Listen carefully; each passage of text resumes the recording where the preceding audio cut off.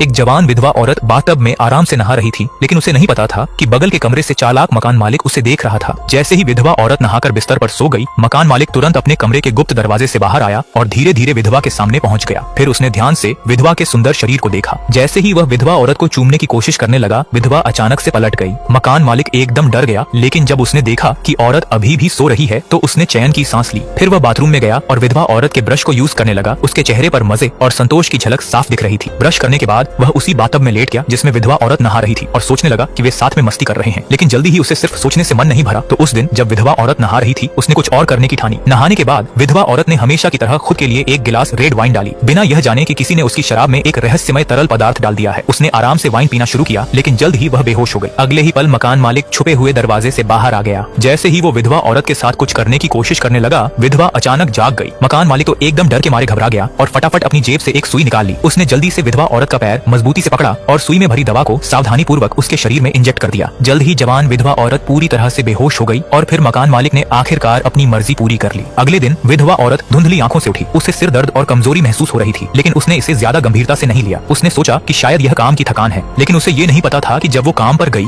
तो मकान मालिक उसके कमरे के सीक्रेट दरवाजे से बाहर आ गया। फिर उसने अलमारी से उसकी कल पहनी हुई ड्रेस निकाली और उसे लेकर उसके बिस्तर पर जाकर आराम से सो गया। वो ड्रेस को अपने पास रखकर गहरी नींद में सो गया। रात में मकान मालिक ने फिर से विधवा औरत की शराब में दवा मिला दी। इस बार उसने पिछली रात जैसी स्थिति न हो, इसीलिए दवा की मात्रा बढ़ा दी और सुनिश्चित किया कि वह जल्दी से बेहोश हो जाए। शराब पीने के बाद विधवा औरत को जल्दी ही नींद आने लगी और वह धीरे धीरे बेहोश हो गई। मकान मालिक तुरंत बिस्तर के नीचे से निकला और फिर उसने विधवा औरत के साथ कुछ ऐसा किया जो बताने लायक नहीं था। अगले दिन जब विधवा औरत उठी तो उसे फिर से सिरदर्द और कमजोरी महसूस हुई। उसने तुरंत सोचा कि कुछ गड़बड़ है और जल्दी से अपने घर के कैमरे की जांच करने के लिए कंप्यूटर खोला। वीडियो में जो उसने देखा उससे उसकी रूह कांप उठी। उसने कभी सोचा भी नहीं था कि उसका इतना सभ्य मकान मालिक उसके साथ ऐसा कुछ करेगा। गुस्से में उसने पुलिस को बुलाने का सोचा, लेकिन तभी मकान मालिक अंदर आ गया। मकान मालिक को शक न हो, इसलिए उसने जल्दी से अपने इमोशंस को कंट्रोल किया और कहा कि उसे कुछ काम की बातें सहकर्मियों को बतानी है। फिर मौका पाकर फोन उठाया और पुलिस को बुलाने की सोची, लेकिन चालाक मकान मालिक ने उसकी चाल को तुरंत पकड़ लिया और उसके पुलिस को फोन करने से पहले ही फुर्ती से उसका फोन छीन लिया। खुद को पकड़े जाते देख विधवा औरत ने जल्दी से भागने की कोशिश की, लेकिन मकान मालिक ने उसे रोक लिया और सुई उसके पैर में चुभा दी। जवान विधवा औरत ने पूरी ताकत से विरोध किया, लेकिन वह एक कमजोर औरत थी और उस बड़े आदमी के सामने टिक नहीं पाई। बस चुटकियों में मकान मालिक ने उसे काबू में कर लिया। मुसीबत के वक्त उसने अपने घुटने से मकान मालिक के कमजोर हिस्से पर जोर से मारा। जैसे ही मकान मालिक दर्द से कराहने लगा, उसने जल्दी से भागने की कोशिश की, लेकिन मकान मालिक ने उसका पीछा किया। खुद को फंसा हुआ देखकर उसने मकान मालिक से लड़ने का फैसला किया और किस्मत की मदद से मौका पाकर मकान मालिक को मार डाला और इस तरह कहानी खत्म हो गई।